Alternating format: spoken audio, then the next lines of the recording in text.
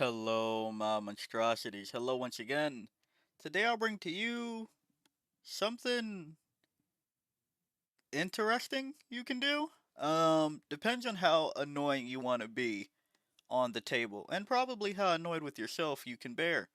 So, I was re-looking at Tactical Brigade, and the thing I set out to do took a completely different turn.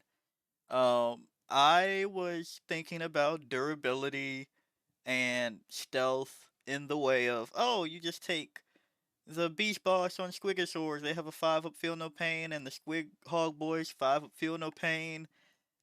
You order them to get stealth, you do that on War Boss and Knobs, Pain Boys for uh, Tank Busters, or Breaker Boys, I can't remember which one right now. And then I realized that Pain Boys can't do the orders, because they're not Boss Snickrot, a mech, or War Boss. So we completely pivoted, and I think we're at a better tactic. I promise that was unintended. I think we're at a better tactic. Now it's intended. So the options for the tactics, right, are reroll charge rolls, +1 to strength for melee, for anything. I did it on the last video. I was like, you can technically put this on a hunter rig that has 20 Beast Snagger Boys. And then that's 20 attacks with +1 strength, yada yada yada, right? Sneaky Stalking is what we're talking about today primarily. Infantry and mounted models, excluding Mega Knobs, in this unit have the stealth ability, and each time a ranged attack targets this unit, those models have the benefit of cover against that attack. Shooter Drills. Each time an infantry or mounted model in this unit makes a ranged attack, add 1 to the hit roll. And important to note for this too, Storm Boys gain battle line. Okay, I guess not that important.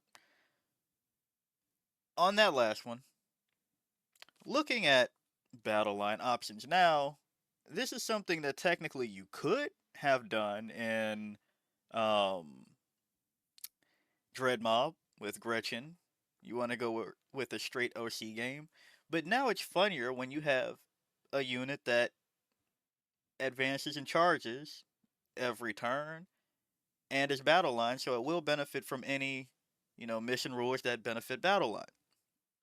But moving on past that, probably saw the thumbnail and are wondering what the hell I'm yapping about. Well, first, we're not taking any commandos in this list, and we're going to use Datch hours when we need to for this idea. You see, Storm Boys, that's fine, right? Infantry, declare a charge in the turn in which they advanced or fell back. 65 points. My current working list, I shouldn't say working as in it's working, testing wise, but looking at the list has 3 squads of Storm Boys, okay? But beyond that, it has War Boss with Pain Boys with Boys. Why? Pain Boy, to give the whole unit 5 of Feel No Pain for, some 20 something boys. And then the War Boss, give them +1 to hit, as well as issuing a tactic for stealth and benefit of cover. Or, when they finally do make contact, you can select 2 tactics at the extent of D3 mortal wounds, at the price of D3 mortal wounds. So then, you finally make combat. Don't really need this one too much, or you're about to prepare for it.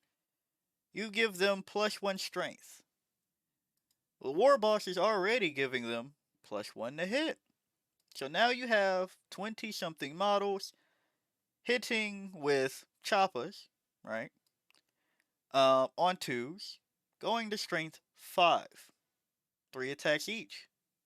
That's already pretty good. They have a 5 feel no pain if somebody tries to hit them, and they have stealth on the way there. Okay? That's the boys, War Boss, Pain Boy. Not too terribly impressive, but nice, right? And then the other side of boys, the wilder side of boys. We're taking Beast Boss and Beast Snagger Boys. Not for the thing that I just said about the Hunter rig. With the Beast Nega Boys, they innately have a Feel No Pain 6-up. So they don't really need the Pain boss. We're not going to necessarily have them out in the open where the Grot Orderly might come in handy to regen some of the bodyguard units if you take mortal wounds, either from yourself issuing a second tactic or from your opponent. So you don't really need the Grot Orderly for this one. So hint hint. Beast Nega Boys, another 20 something models with a Feel No Pain 6-up with Beast Boss, who will give them +1 to hit, and on the turn of a charge, devastating wounds. If this is a monster or vehicle that you're trying to hit with the Beast Nega Boys, they get to reroll the hit roll. So again, hitting on 2s, and same thing applies. Stealth, benefit of cover when needed, and +1 to strength on the melee. So, once again, choppers going to strength 6. But then we're going to be a little bit more annoying and put the Beast Negas in kill rigs. Because I looked at this detachment and I was like, this is definitely the detachment that we take triple kill rigs, right? Like this is the one, not necessarily Warhorde, for a completely different reason. Well, like the same reason, but different ways of getting there. Spirit of Gork. At the start of your fight phase, you can select one friendly Orcs unit within a foot of this model and roll 1d6. On a 1, this model suffers D3 mortal wounds. On a 2 through 5, until the end of the phase, add 1 to the strength characteristics of melee weapons equipped by models in that unit. On a 6, +1 to strength and lethal hits for that unit that you targeted. Okay, so +2 to strength for potentially 20 something boys, taking them to strength 6, hitting on 2s, AP1 damage 1. Or, same with the Beast Nega boys, strength 7, 20 models, that's 60 attacks. And on the charge, this is where you could pick and choose. This model will get the dev wounds on top of that, right? Which could be nice on a turn that you feel that you need maybe sustained hits. So maybe sustained hits for the beast boss that has death wounds, hitting on 2s, anti-monster vehicle 4-up, and then everybody else gets sustained 7-1-1. Yeah. And they had a Feel No Pain 6-up and stealth getting there. But also, just the kill rig, so they were in the kill rig. That also has a Feel No Pain of a 6-up. Yeah, I think if you tailor your list, it could be pretty annoying. And then also, if somebody does try to get rid of all these, did I say that they're battle line? Sorry, forgot to mention that again. Uh, they're battle line, so that's a bunch of OC on the point, except for the case of the Storm Boys.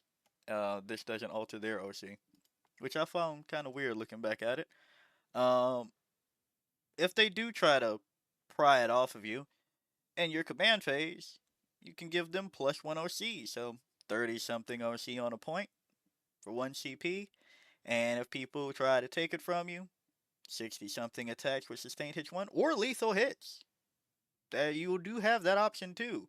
Maybe you don't go for the strength there. And then, now that I think about it, it is one of the things that I try to talk about often, where you essentially double up your strats. In a way, not necessarily directly. If you can, that'd be cool. We don't have that anymore, but like if there's a way, right? So maybe on one unit, maybe the Beast Naga boys and the Beast Boss don't necessarily need the sustained because they're already in a monster vehicle unit getting rerolls, right? Maybe that's the case. Or maybe they do need the sustained on that one. But maybe they don't need the kill rig strength. Maybe lethal hitch would have been better for the boys, who have no way of targeting something like a monster or vehicle. So maybe you pile in both Beast Nega boys that are getting rerolls, monster and vehicle hit. They're probably strength 6 or 7. And then the boys, with all of their attacks, you know, have lethal hits. Mix and match that way. I just want to make this basic rundown video because it's a very simple idea here. And I really did have to think. Actually, I'll pull it up. What would I give up by going out of Green Tide and running a Green Tide list? And it's not much. Yeah, they can have a 5-up invulnerable save. So it's either a 5-up invuln and some 5-up feel no pains for 3 BOYZ units, which is what we're taking here, so, evens out. But there's not really an option for stealth. -1 to hit at ranged.